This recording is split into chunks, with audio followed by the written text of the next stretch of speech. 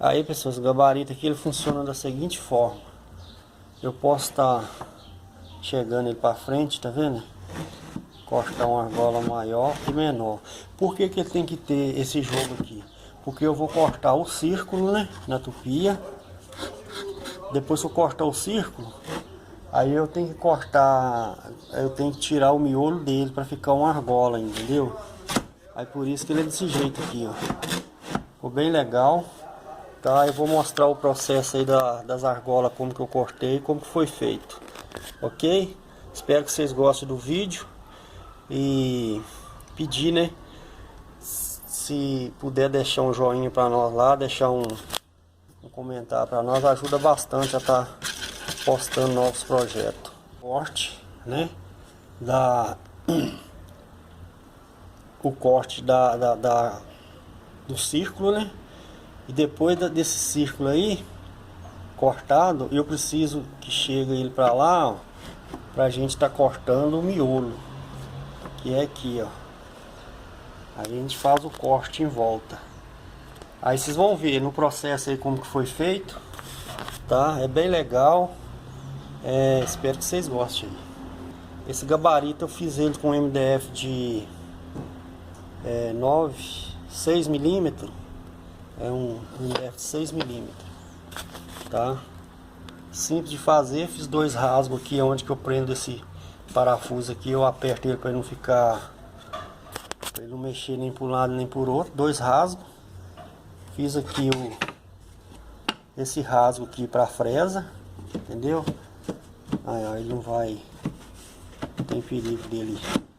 Aí ele faz esse movimento aí, ó. Vocês entenderam como é que é, né? Então é dessa seguinte forma aí, ó, que fica para cortar.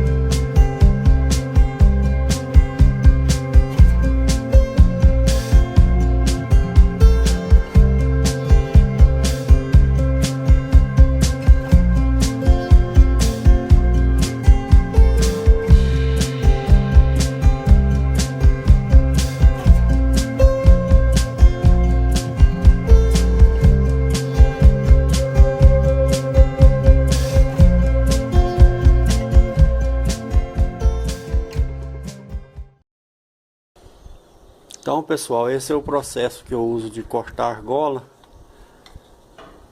Aí, ó, tá vendo como é que fica tudo igual?